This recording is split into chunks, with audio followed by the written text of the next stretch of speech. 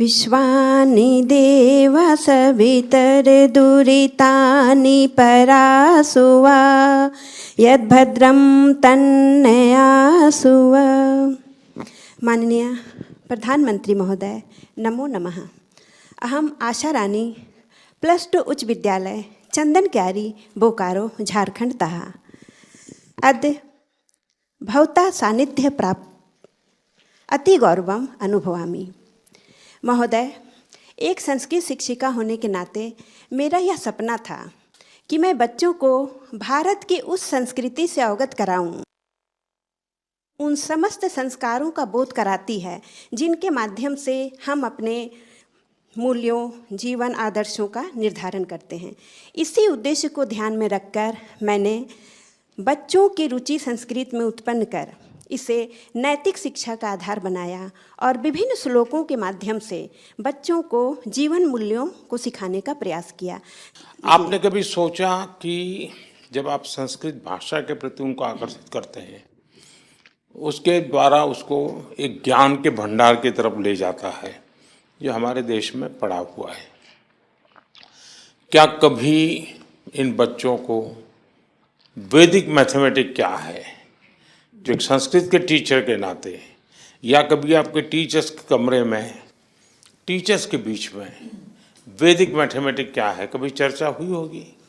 नहीं महोदय, नहीं हुई। इसके बारे में मैं आप कभी कोशिश कीजिए, ताकि क्या होगा, अगर आप सबको भी काम आ सकता है। ऑनलाइन वैदिक मैथमेटिक्स के क्लासेस भी चलते हैं।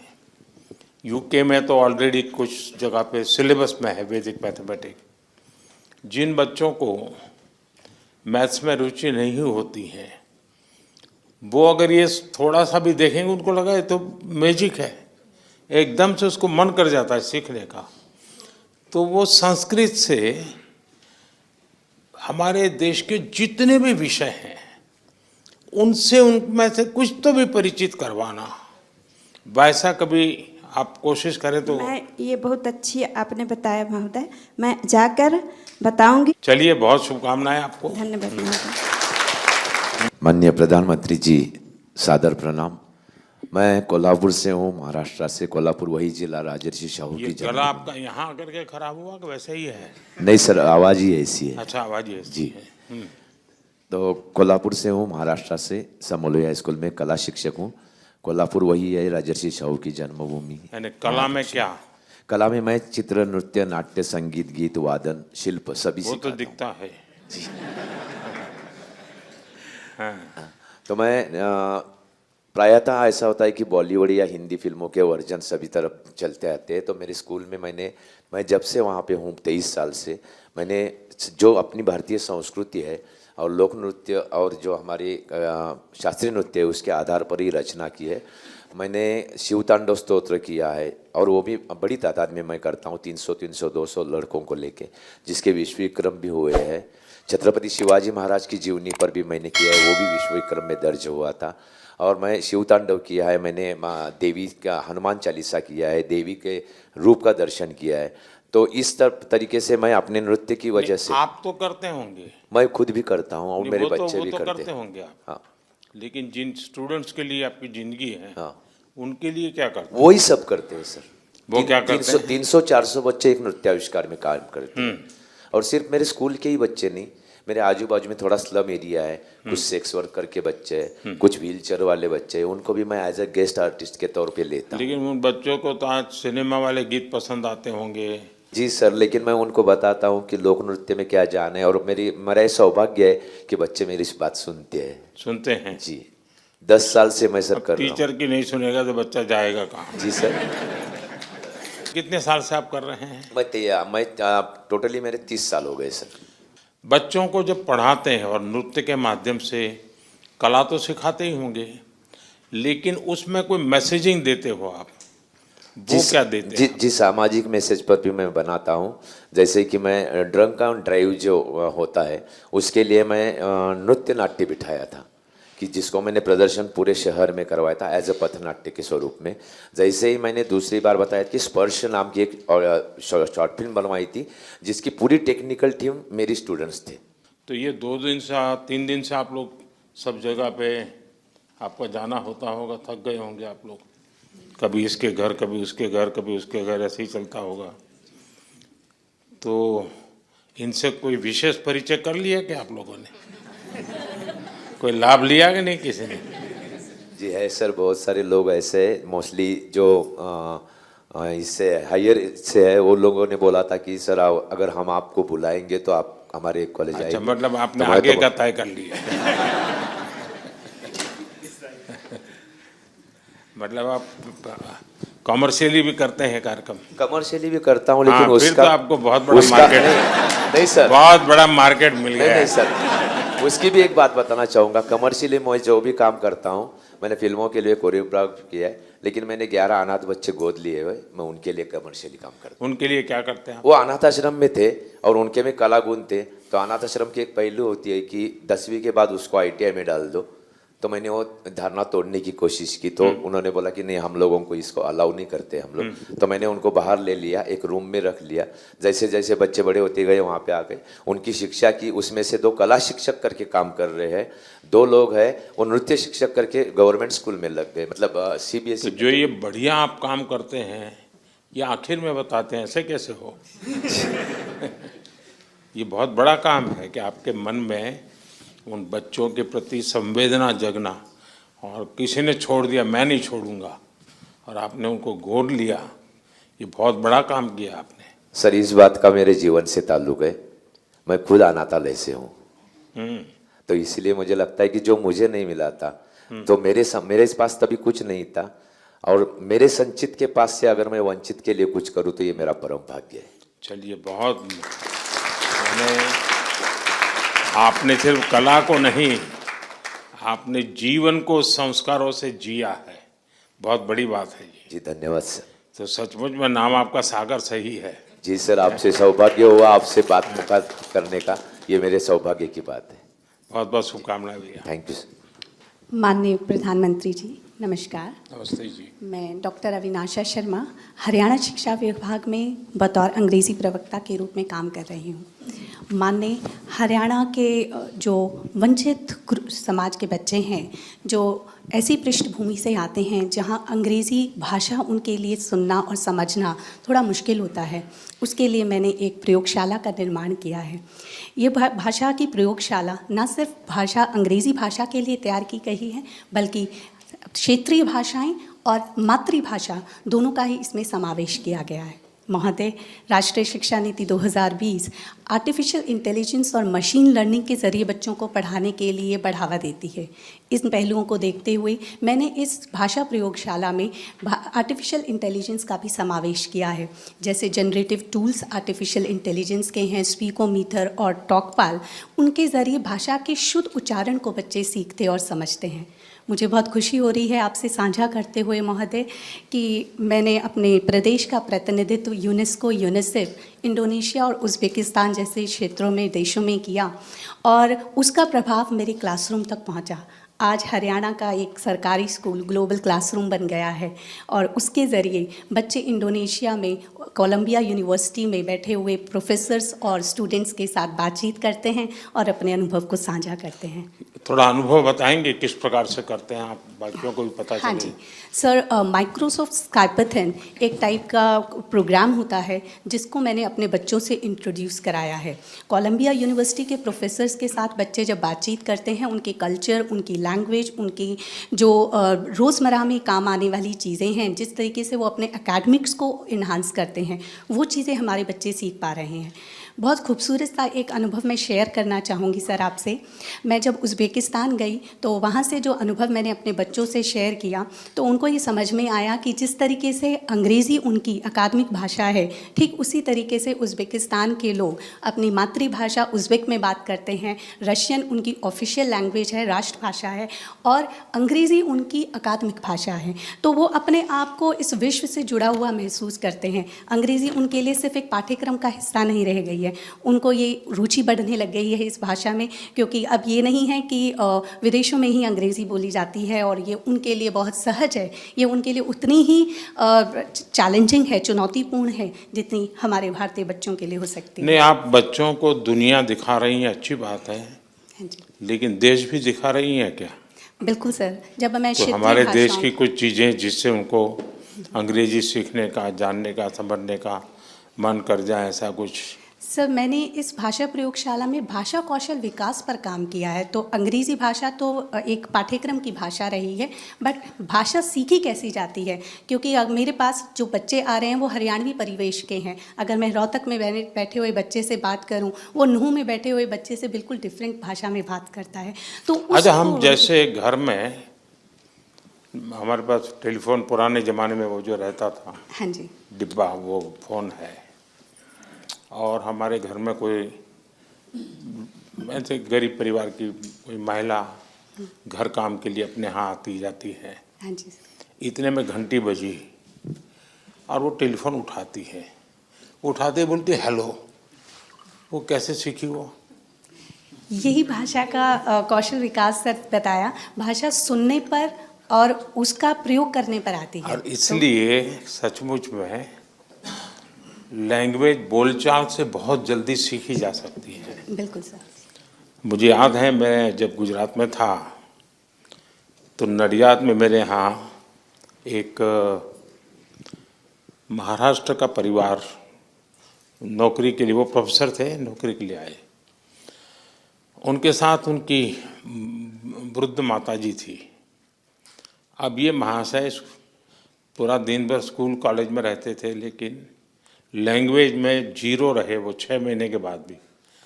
और उनकी माताजी कुछ पढ़ी लिखी नहीं थी, लेकिन वो धनाधन गुजराती बोलना शुरू कर दिया।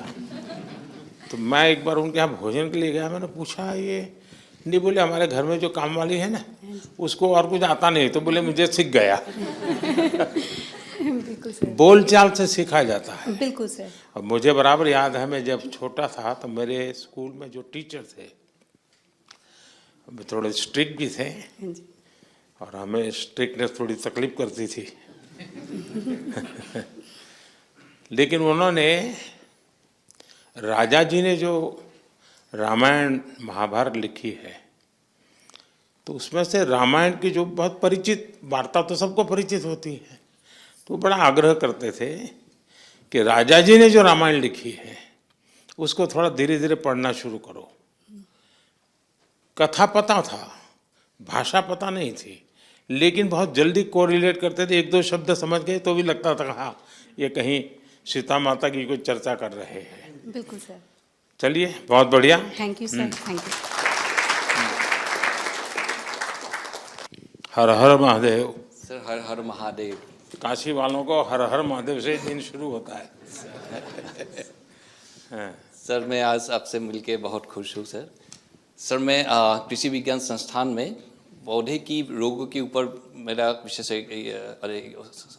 शोध है, और उसमें मेरा एक सबसे बड़ा प्रयास ये है कि जो हम लोग सस्टेनेबल एग्रीकल्चर की बात करते हैं वो ज़मीनी स्तर पे अभी वो उतरे नहीं हैं पूरा चीज़। मेरा इसलिए प्रयास ये है कि हम किसानों को ऐसे टेक्निक को हाथ पकड़ाए जो आसान हो और उसकी अभूतपूर्व परिणाम खेतों में दिखे। और मुझे लगता है इस प्रयास में हमको बच्चों, स्टूडेंट्स मेरा और महिलाओं की भागीदारी अहम है, और इसीलिए मेरा प्रयास ये है कि मैं स्टूडेंट्स के साथ गांव में जाता हूं और किसानों के साथ मैं महिलाओं को भी आगे बढ़ने के लिए प्रयास कराता हूं, ताकि ये छोटी छोटी जो टेक्निक्स हम लोग डेवलप किए हैं उससे सस्टेनेबिलिटी की तरह हम लोग कदम बढ़ा सकते हैं, और इससे किसानों को फ़ायदा भी हो रहा है। कुछ बता सकते हैं क्या किया है? सर हम लोगों ने बीज शोधन की टेक्निक को परफेक्ट किया है। हमने कुछ लोकल माइक्रोब्स को आइडेंटिफाई किए हैं।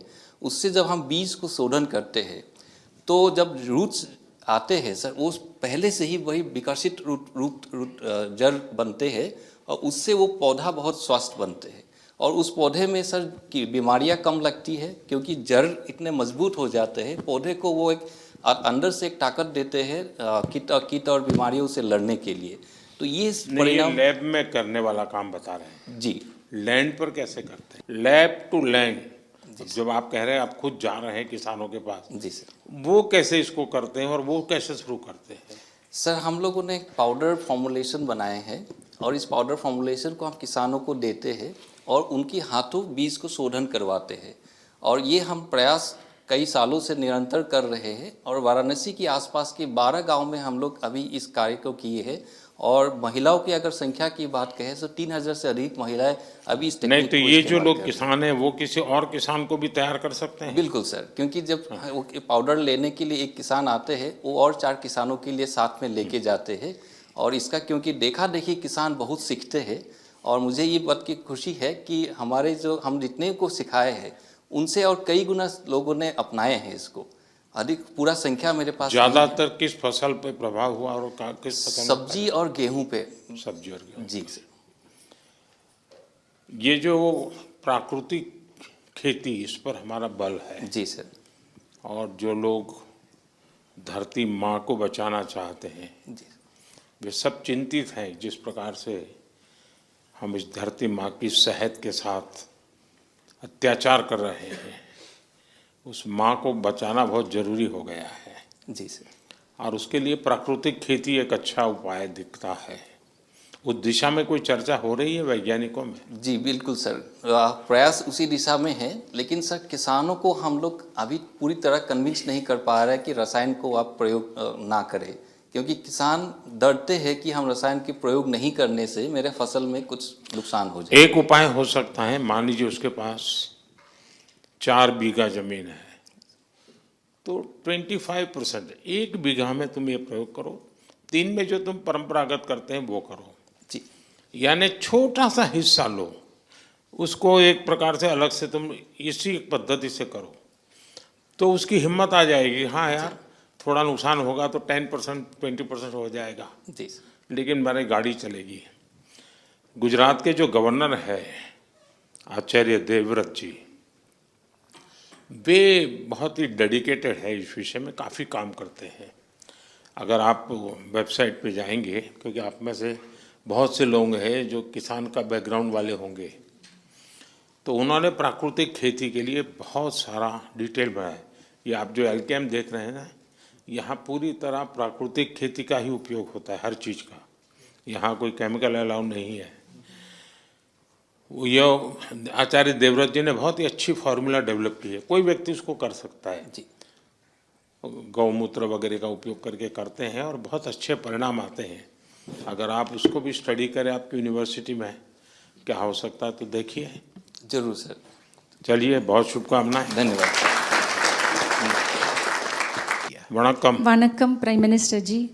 I am Dr. A. Gandhimati. I come from Tyagarajar Polytechnic College, Salem, Tamil Nadu, and I have been teaching English in the Polytechnic College for more than 16 years. Most of my Polytechnic students hail from rural background. They come from Tamil medium schools. So they find it difficult to speak, at least open their mouth in English. नहीं, लेकिन हम लोगों को ये भ्रम है, शायद सब लोगों के ही होगा, कि भाई यानी तमिलनाडु मतलब सबको अंग्रेजी आती है। Obviously, sir, there are rural people, sir, who study from the vernacular language medium. So they find it difficult, sir. So for them, we teach. और इसीलिए इसी जो नई शिक्षा नीति है उसमें मातृभाषा पर बहुत बल दिया गया है। Yes, sir. So we are teaching English language, sir, and as per NEP 2020, as it lays on 3 languages, now we have, and in mother tongue learning, we have now introduced as an autonomous institution, we have now introduced our mother tongue language also in learning technical education, sir. क्या आप में से कोई है जिसने बहुत हिम्मत के साथ ऐसा प्रयोग किया हो कि मान लीजिए एक स्कूल में 30 बच्चे हैं, वो प्योरली अंग्रेजी भाषा के माध्यम से, और उन्हीं के बराबर के दूसरे 30 बच्चे वही विषय अपनी मातृभाषा में पढ़ते हैं, तो कौन सबसे ज़्यादा आगे जाता है, कौन ज़्यादा जानता है? क्या अनुभव आता है आप लोगों का? हाँ, क्योंकि क्या है, मातृभाषा में वो डायरेक्ट चीज को पकड़, उसको मेंटली अंग्रेजी, फिर उसका अपनी भाषा में ट्रांसलेट करेगा, फिर उसको समझने का प्रयास करेगा, बहुत एनर्जी जाती है उसकी। तो बच्चों को अपनी मातृभाषा में पढ़ाने का और बाद में अंग्रेजी एक सब्जेक्ट के रूप में बहुत अच्छा पढ़ाना चाहिए। यानी जैसे संस्कृत टीचर क्लास में जाती होगी और क्लासरूम से बाहर आती होगी, संस्कृत के सिवा किसी भी भाषा का प्रयोग नहीं करती होगी आशा जी, वैसे ही अंग्रेजी के टीचर को भी क्लासरूम में अंदर जाने से बाहर निकलने तक और कोई लैंग्वेज नहीं बोलनी चाहिए। अंग्रेजी करेंगे तो वो भी उतनी ही बढ़िया तरीके से करेंगे। फिर ऐसा नहीं कि वे एक वाक्य अंग्रेजी और फिर 3 वाक्य मातृभाषा में पढ़ाएंगे, तो वो बच्चा कैच नहीं कर सकता है। अगर हम उतना डेडिकेशन लैंग्वेज के प्रति भी होगा तो बुरा नहीं है। और हमें तो अपने बच्चों की आदत डालनी चाहिए ज़्यादा से ज़्यादा भाषाएं सीखने का, उनके मन में इच्छा जगनी चाहिए।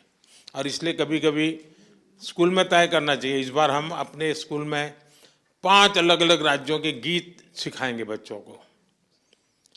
5 गीत एक साल में मुश्किल नहीं है, तो 5 भाषा के गीत जान लेंगे। कोई असमिया करेगा, कोई मलयालम में करेगा, कोई पंजाबी करेगा। पंजाबी तो खैर कर ही लेते हैं। चलिए, बहुत बहुत शुभकामनाएं, wish you all the best. प्रधानमंत्री जी, मेरा नाम उत्पल सैकिया है और मैं असम से हूँ।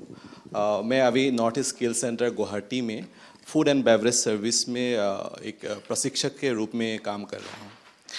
और मैं इधर नॉर्थ ईस्ट स्किल सेंटर में मेरा अभी 6 साल संपन्न हो गया है और मेरा मार्गदर्शन से अब तक 200 से ज़्यादा छात्र सफलतापूर्वक प्रशिक्षित हो गया है और देश और विदेश में 5 स्टार होटलों में काम। कितने समय का कोर्स है आपका? 1 साल का कोर्स है। 1 ईयर? Yes sir. और हॉस्पिटैलिटी का जानते हैं वो? Hospitality, food and beverage service sir. Food and beverage, उसमें क्या विषय सिखाते हैं आप? हम सिखाते हैं कैसे गैस से बातें करते हैं, कैसे फूड सर्विस होता है, कैसे ड्रिंक सर्विस होता है। तो इसके लिए हम क्लासरूम में स्टूडेंट्स को ऑलरेडी रेडी कराते हैं, डिफरेंट टेक्निक्स सिखाते हैं, कैसे गैस का प्रॉब्लम सॉल्व करना है, कैसे टैकल करना है, वो सब हम सिखाते हैं। जैसे कुछ उदाहरण बताइए। इन लोगों को काम है कि इनको घरों में बच्चे ये नहीं खाऊंगा, ये खाऊंगा, ये नहीं खाऊंगा, ऐसा करते हो, तो आप अपनी टेक्निक सिखाइए इनको। नहीं, बच्चों के लिए अभी तो मेरे पास कुछ टेक्निक है नहीं, लेकिन जो गेस्ट आते हैं, हम लोग जो हमारे पास होटल्स में आते हैं, तो उन लोग को कैसे टैकल करना है, मतलब पोलाइटली, हम्बली उन लोग को बातें सुन के। यानी ज्यादातर आपका फोकस सॉफ्ट स्किल पर है? हाँ जी सर, हाँ जी सर, सॉफ्ट स्किल्स। ज्यादातर वहाँ से निकले हुए बच्चों को जॉब के लिए अपॉर्चुनिटी कहाँ रहती है? ऑल ओवर इंडिया, जैसे कि दिल्ली हो गया, यानी मेनली बड़े बड़े होटल में? बड़े बड़े होटल्स में, हाँ जी। हमारा मतलब 100% प्लेसमेंट गारंटेड है। हमारा प्लेसमेंट टीम है, वो लोग देखते हैं। तो वैसे आप गुवाहाटी में हैं? हाँ जी सर। अगर मैं हेमंता जी से कहूँ हाँ जी सर कि हेमंता जी के जितने मिनिस्टर्स हैं, हाँ जी सर, उनके स्टाफ को आप ट्रेन करें और उनके अंदर एक कैपेसिटी बिल्डिंग करें, ताकि उनके यहाँ गेस्ट आते हैं, हाँ जी सर, और उसको मालूम नहीं होता है कि ये गेस्ट को बाएं हाथ से पानी दूं या दाहिने हाथ से, तो हो सकता है। डेफिनेटली हो सकता है सर। देखिए, ये बात आपको आश्चर्य होगा, मैं जब गुजरात में था मुख्यमंत्री, तो मेरे यहाँ एक होटल मैनेजमेंट स्कूल था। तो मैंने बड़ा आग्रह किया था कि मेरे जितने मिनिस्टर्स हैं, उनका जो पर्सनल स्टाफ है, उनको सैटरडे संडे जा कर के वो सिखाएंगे। तो उन्होंने वॉलंटियरली सिखाना तय किया। और मेरे यहाँ जितने भी बच्चे काम करते हैं, या माली काम करता था या कुक काम करता था, मैं जितने भी मिनिस्टर्स के यहाँ, सबकी वहाँ पर 30-40 घंटे का करीब सिलेबस होता था। उसके बाद उनके परफॉर्मेंस में से इतना बदलाव आया, और घर में जाते ही पता चलता था कि वाह, कुछ नया नया लग रहा है। और तो जो परिवार वाले हैं उनको शायद उतना ध्यान में नहीं होता, मेरे लिए तो बड़ा आश्चर्य होता था कि यार तुमने कैसे कर दिया सब, तो वहाँ सीख के आता था। तो मैं समझता हूँ कभी ये भी करना चाहिए, ताकि एक बहुत बड़ा ब्रांड बन जाएगा कि भाई हाँ, एक छोटा सा होता है, इवन घर में काम करने वालों को भी आते ही कोई नमस्ते कहें। जैसे टेलीफोन उठाने वाले लोग सरकारी दफ्तर में, कुछ लोगों की ट्रेनिंग होते हैं, वो जय हिंद बोल करके उठाएंगे फ़ोन, या नमस्ते करके उठाएंगे, कुछ हाँ बोलो क्या कहना है, तो वहीं से बात बिगड़ जाती है। तो आप उसको बराबर ठीक से सिखाते हैं? सिखाते हैं सर, सिखाते चलिए, बहुत बधाई है आपको। हैं। धन्यवाद सर, धन्यवाद। तो बोरीसागर वो थे, वो आपको कुछ थे क्या? दादा थे, अच्छा। तो हमारे बहुत हास्य लेखक हुआ करते थे। हाँ जी सर। तो आप क्या करते हैं? सर मैं अमरेली से प्राइमरी स्कूल में टीचर हूँ और वहाँ पर श्रेष्ठ पाठशाला निर्माण से श्रेष्ठ राष्ट्र निर्माण के जीवन मंत्र के साथ पीछे 21 साल से काम कर रहा हूँ सर। क्या विशेषता क्या है आपकी? सर मैं हमारे जो लोकगीत है कहते हैं ना, आप बहुत पेट्रोल जलाते हैं। हाँ सर, वो बाइक पर में जो हमारा प्रवेशोत्सव आपके द्वारा जो हमारा सफल कार्यक्रम वहाँ से शुरू हुआ 2003 से। सर हमारे जो लोकल गरबा गीत है उसको मैं एजुकेशन अवेयरनेस गीत में परिवर्तित करके मैं गाता हूँ, जैसे पंखीड़ा है हमारा। सो अगर आपकी अनुमति हो तो गा हाँ, हो जाए।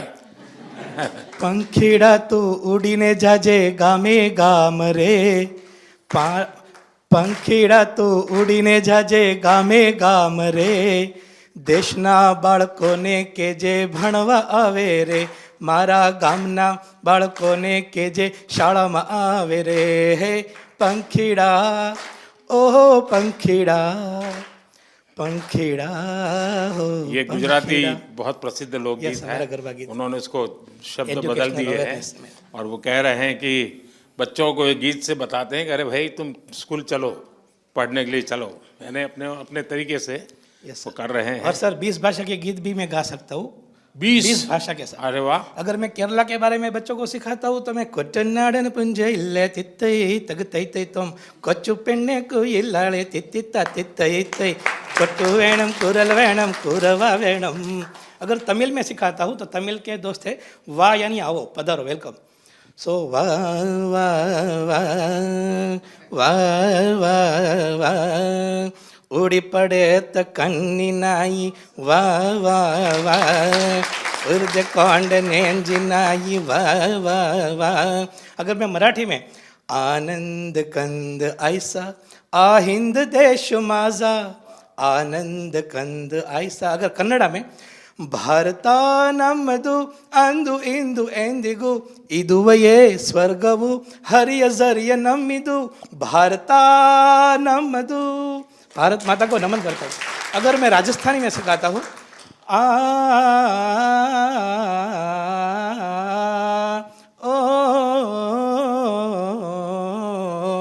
ओ कुण बीजे बाजरो ये बदहरी, ओ कुण बीजे मोड़ में वामी सहरी। बहुत बहुत बढ़िया। Thank you sir, thank you sir. Sir एक भारत श्रेष्ठ भारत, यही मेरा जीवन मंत्र है सर। चलिए, बहुत और अच्छा। सर 2047 में विकसित भारत बनाने के लिए भी और ऊर्जा से काम करूंगा सर। Thank you sir. उनकी सरनेम जब मैंने देखी तो उनके दादा से मैं परिचित था, तो मुझे याद आया आज। और उनके दादा बहुत ही अच्छे हास्य लेखक हुआ करते थे मेरे राज्य में, बड़ी पहचान थी उनकी। लेकिन मुझे मालूम नहीं था कि आपने उस विरासत को संभाला होगा। मुझे बहुत अच्छा लगा। साथियों, मेरी तरफ से कुछ खास आप लोगों को संदेश तो नहीं है, पर मैं जरूर कहूँगा कि ये सिलेक्शन होना ये एक बहुत बड़ी पूंजी होती है, लंबी प्रोसेस से निकलता है। पहले क्या होता था मैं इसकी चर्चा नहीं करता हूँ, लेकिन आज कोशिश है कि देश में ऐसे होनहार लोग हैं जो कुछ को नया कर रहे हैं। इसका मतलब ये नहीं कि हमसे कोई ज़्यादा अच्छे टीचर नहीं होंगे, किसी और विषय में अच्छा नहीं करते होंगे, ऐसा नहीं हो सकता है। ये तो देश है, बहुरत्ना वसुंधरा है, कोटि कोटि टीचर्स ऐसे होंगे जो बहुत उत्तम काम करते होंगे। लेकिन हम लोगों की तरफ ध्यान गया होगा, हमारी कोई विशेषता होगी जो देश की में खास करके नई शिक्षा नीति के लिए आप लोगों के जो प्रयास हैं वो काम आ सकते हैं। देखिए, हमारी शिक्षा व्यवस्था में जैसे भारत में एक विषय हमारी आर्थिक व्यवस्था को बहुत बड़ी ताकत दे सकता है, और भारत ने ये मौका गंवा दिया है। हमने फिर से एक बार उसको प्राप्त करना है। और वो हमारे स्कूलों से शुरू हो सकता है, और वो है टूरिज्म। अब आप कहेंगे हम बच्चों को पढ़ाएं या टूरिज्म करें, मैं नहीं कह रहा हूँ आप टूरिज्म करें, लेकिन अगर स्कूल के अंदर टूर तो जाती ही होगी, लेकिन ज़्यादातर टूर का जो देखा नहीं है वहाँ टूर जाती है। स्टूडेंट को क्या देखना चाहिए, वहाँ टूर नहीं जाती है। अगर स्टूडेंट का टीचर का उदयपुर रह गया तो फिर कार्यक्रम बनाएंगे कि स्कूल इस बार उदयपुर जाएगी, और फिर सबसे जो भी पैसे लेने होते हैं, जो टिकट का खर्चा होता है, सब कलेक्ट करते हैं, फिर जाते हैं। लेकिन मेल तो जैसे माँ कहती है ना, बच्चे को आइसक्रीम खाना है तो हम लोग कभी सोच करके जैसे टाइम टेबल बनाते हैं, साल भर का आप लोग पूरा काम तय कर लेते हैं किसको करना कैसे, क्या उसमें हम अभी से कि भाई 24-25 में 8 या 9 कक्षा के विद्यार्थियों के लिए डेस्टिनेशन ये होगा, 9 और 10 के लिए ये होगा, ना जो भी तय करें आप। हो सकता है स्कूल 3 डेस्टिनेशन तय करें, हो सकता है 5 डेस्टिनेशन तय करें, और उनको साल भर काम देना चाहिए कि अब आपको प्रोजेक्ट दिया जाता है कि अगले साल हम केरला जाने वाले हैं, चलो भाई 10 स्टूडेंट का एक ग्रुप बनेगा जो केरल के सोशल रीति रिवाज उन पर प्रोजेक्ट करेगा, 10 स्टूडेंट वहाँ के धार्मिक परंपराएं क्या होती हैं, मंदिर कैसे होते हैं, कितने पुराने हैं, 10 स्टूडेंट हिस्ट्री पर करेंगे। साल भर 1-1, 2-2 घंटा इस पर डिबेट होती रहे, केरल केरल केरल केरल केरल चलता रहे, और फिर केरल के लिए निकल पड़े। आपके बच्चे जब जाएंगे केरला तो वो एक प्रकार से पूरे केरल को आत्मसात करके वापस आएंगे। उनको रहेगा अरे वो मैंने पढ़ा था ना, अच्छा ये वो है, वो कोरिलेट करेगा। अब आप सोचिए कि मान लीजिए गोवा ने तय किया कि इस बार हम नॉर्थ ईस्ट जाएंगे, और मान लीजिए सब स्कूल मिला करके 1000-2000 बच्चे नॉर्थ ईस्ट जाते हैं, तो उनको तो नॉर्थ ईस्ट देखने को मिलेगा, लेकिन नॉर्थ ईस्ट के टूरिज्म को फायदा होगा कि नहीं होगा? ये लोग नॉर्थ ईस्ट इतने बढ़ते हैं तो नॉर्थ ईस्ट वालों को लगेगा भाई अब इतने लोग आ रहे हैं तो कुछ चाय पान के लिए दुकानें खोलनी पड़ेगी, किसी को लगेगा ये चीज़ बिकती है चलो ये ज़्यादा, तो वहाँ व्यापार रोजगार बढ़ेगा। भारत इतना बड़ा देश है, हम शिक्षा के साथ, और इस बार आप अपने स्टूडेंट्स को बताइए, अभी ऑनलाइन एक कंपटीशन चल रहा है और आपके स्कूल के सब बच्चों ने उसमें हिस्सा लेना चाहिए, लेकिन ऐसे ही टिक मार्क नहीं करना चाहिए, थोड़ा स्टडी करके करना चाहिए। और अभी कंपटीशन चल रहा है देखो अपना देश, ऑनलाइन रैंकिंग चल रहा है, लोग वोट कर रहे हैं, और उसमें हमारी कोशिश है कि उस राज्य के लोग वोट करके तय करें कि हमारे राज्य में ये नंबर 1 पर चीज़ है जो देखने जैसी है, जाने जैसी है।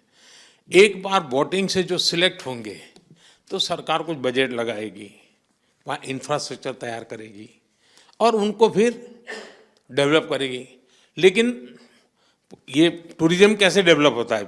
मुद्दा ये होता है कि पहला मुर्गी की पहले अंडा।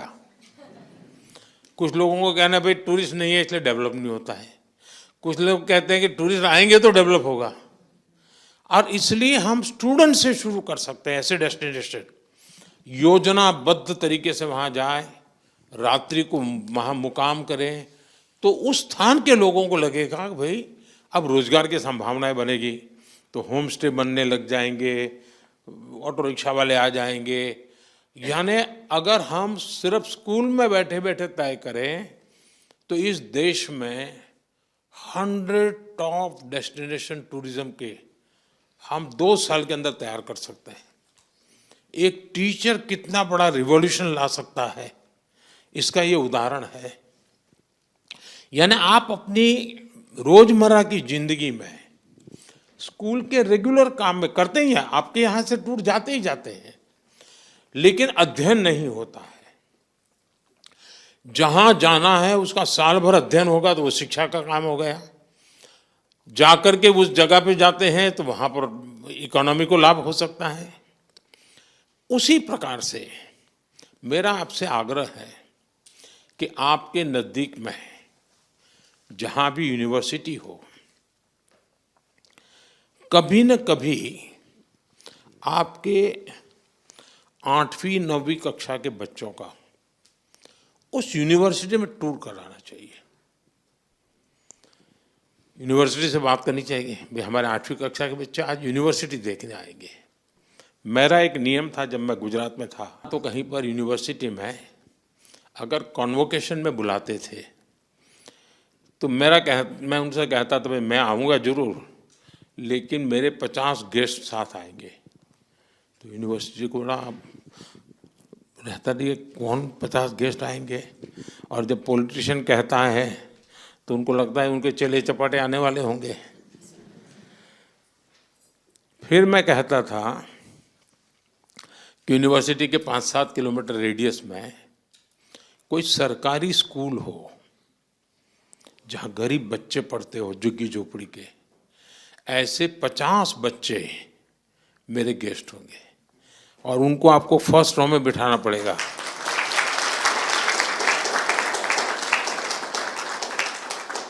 अब ये बच्चे जब ये कॉन्वोकेशन देखते हैं, है तो बिल्कुल गरीब परिवार के बच्चे, उनके मन में उसी दिन सपना हम बो देते हैं, कभी मैं भी ऐसा टोपा पहन करके, ऐसा कुर्ता पहन करके मैं भी अवार्ड लेने जाऊंगा। ये भाव उसके मन में रजिस्टर हो जाता है। आप भी अगर अपने स्कूल के ऐसे बच्चों को ऐसी यूनिवर्सिटी देखने के लिए ले जाए, यूनिवर्सिटी से बात करेंगे, साहब आपके यहाँ इतने बड़े बड़ी बातें होती हैं, हम देखना चाहते हैं। वैसे ही स्पोर्ट्स के इवेंट होते हैं। कभी कभी हम क्या करते हैं, जैसे ब्लॉक लेवल का स्पोर्ट्स कंपटीशन है तो कौन करेगा, वो पीटी टीचर जाने, वो खेलने वाला बच्चा जाने जाएगा। सचमुच में पूरी स्कूल को स्पोर्ट देखने के लिए जाना चाहिए। भले कबड्डी चल रही है, किनारे बैठेंगे, ताली बजाएंगे, कभी कभी देखते देखते ही उसमें से खिलाड़ी बनने का मन किसी को जग जाता है। खिलाड़ी को भी लगता है, यार मैं कोई इकलौता अपने पागलपन के कारण खिलाड़ी नहीं बना हूं, मैं खेल खेल रहा हूं, मतलब मैं एक समाज का एक अच्छा प्रतिनिधित्व कर रहा हूं। उसके अंदर एक भाव जगता है। एक टीचर के नाते मैं ऐसी चीजों को इनोवेट करता रहूं और कोई एक्स्ट्रा प्रयत्न के बिना जो है उसको +1 करना है बस। ये अगर हम कर सकते हैं तो आप देखिए स्कूल का भी नाम बन जाएगा, जो टीचर इसमें काम करते हैं उनके प्रति भी देखने का एक भाव बदल जाएगा। दूसरा, आप लोग कोई ज़्यादा संख्या है नहीं, लेकिन आप में से सबको पता नहीं होगा कि बाकियों को किस कारण से ये अवार्ड मिला है, पता नहीं होगा। आपको लगता होगा मुझे मिला, उसको भी मिला होगा, मैं ये करता हूँ मुझे मिल गया, वो भी कुछ करता होगा मिल गया। ऐसा नहीं, आपकी कोशिश होनी चाहिए इन सब के अंदर ऐसी कौन सी विशेषता है, इन लोगों में ऐसा कौन सा कर्तव्य है जिसके कारण देश का उन पर ध्यान गया है। मैं उसमें से 2 चीजें सीख करके जा सकता हूं क्या? आपके लिए ये 4 दिन 5 दिन एक प्रकार से स्टडी टूर है। आपका सम्मान गौरव हो रहा है वो तो एक है, लेकिन अपने से, जैसे मैं आप सबसे बात कर रहा हूं, मैं आप लोगों से सीख रहा था, आप लोग कैसे करते हैं जान रहा था। अब ये मेरे लिए अपने आप को एक बड़ा प्रसन्न करने वाली बात थी। और इसलिए मैं कहता हूं कि आपके जितने साथी हैं, दूसरा किसी जमाने में जब हम छोटे थे तब पत्र मित्र वैसा एक जमाना हुआ करता था, हैं? अब सोशल मीडिया हो गया है तो वो तो दुनिया चली गई, लेकिन क्या आप लोगों का सबका एक व्हाट्सएप ग्रुप बन सकता है? सबका, जो लोग कब से बना है? अच्छा, कल ही बना है, चलिए अच्छा, 8-10 दिन हो गए, मतलब गुड बिगिनिंग है। एक दूसरे से आपने एक्सपीरियंस शेयर करनी चाहिए। अब आपको यहाँ कोई तमिलनाडु के टीचर से परिचय हुआ है, आपकी टूर तमिलनाडु जाने वाली है आपके स्कूल की, अभी से उनको कहिए जरा बताइए, देखिए आपकी कितनी बड़ी ताकत बन जाएगी। आपको कोई मिलेगा, रहे केरल, अरे मैं उसको जानता हूँ, जम्मू कश्मीर, अरे मैं उससे तो परिचित हूँ, आप चिंता मत कीजिए, मैं उनको फ़ोन कर देता हूँ। इन चीज़ों का बड़ा प्रभाव होता है और मैं चाहूँगा कि आप लोगों का एक ऐसा समूह बनना चाहिए जिनको लगना चाहिए यार हम तो एक परिवार के हैं, एक भारत श्रेष्ठ भारत का इससे बड़ा कोई अनुभव नहीं हो सकता। ऐसी छोटी छोटी चीज़ों की अगर तरफ आप ध्यान देते हैं, मुझे पक्का विश्वास है देश की विकास यात्रा में शिक्षक का बहुत बड़ा योगदान होता है। आप भी सुन सुन करके थक गए होंगे, शिक्षक ऐसा होता है, शिक्षक वैसा होता है, पर आपको भी लगता है बंद करे तो अच्छा है, यानी मैं मेरे लिए नहीं कह रहा हूँ, लेकिन शिक्षक की जब वाहवाही चलती है ना, इतनी चलती है, तो फिर आपको भी लगता है यार बहुत हो गया। मुझे भी लगता है कि वाहवाही की जरूरत नहीं है। हम उस विद्यार्थी की तरफ देखें, उस परिवार ने कितने विश्वास के साथ वो बच्चा हमें सुपुर्द किया है। उस परिवार ने हमें इसलिए बच्चा सुपुर्द नहीं किया है कि आप उसको कलम पकड़ना सिखा दें, कंप्यूटर चलाना सिखा दें, इसलिए नहीं दिया है आपको वो बच्चा कि ताकि आप उसको कुछ सिलेबस पढ़ा दें, इसलिए वो अपना एग्जाम में अच्छा रिजल्ट ले आए, सिर्फ इसलिए नहीं भेजा है। माँ बाप को लगता है कि जो हम दे रहे हैं उससे आगे हम ज़्यादा नहीं दे पाएंगे, उसका अगर कोई +1 कर सकता है तो उसका टीचर कर सकता है। और इसलिए बच्चे की जिंदगी में शिक्षा में +1 कौन करेगा? टीचर करेगा। संस्कार में +1 कौन करेगा? टीचर करेगा। उसके हैबिट्स में करेक्शन कौन करेगा? +1 टीचर करेगा। और इसलिए +1 थियरी वाली थी हमारी कोशिश होनी चाहिए, उसके घर से जो मिला है मैं उसमें कुछ ज़्यादा अतिरिक्त जोड़ दूंगा, मेरा उसकी जिंदगी में बदलाव लाने में कोई न कोई कंट्रीब्यूशन होगा। अगर ये प्रयास आपकी तरफ से रहे, मुझे विश्वास है कि आप बहुत ही सफलतापूर्वक, और आप अकेले नहीं, सभी शिक्षकों से बात कीजिए, अपने क्षेत्र के, अपने राज्य के शिक्षकों से बात कीजिए, आप लीडरशिप लीजिए और हमारे देश की नई पीढ़ी को तैयार, क्योंकि आज जिन बच्चों को तैयार कर रहे हैं ना, वे जब नौकरी करने योग्य बनेंगे या 25-27 साल की उम्र पर पहुंचेंगे, तब ये देश आज है वैसा नहीं होगा, ये विकसित भारत होगा।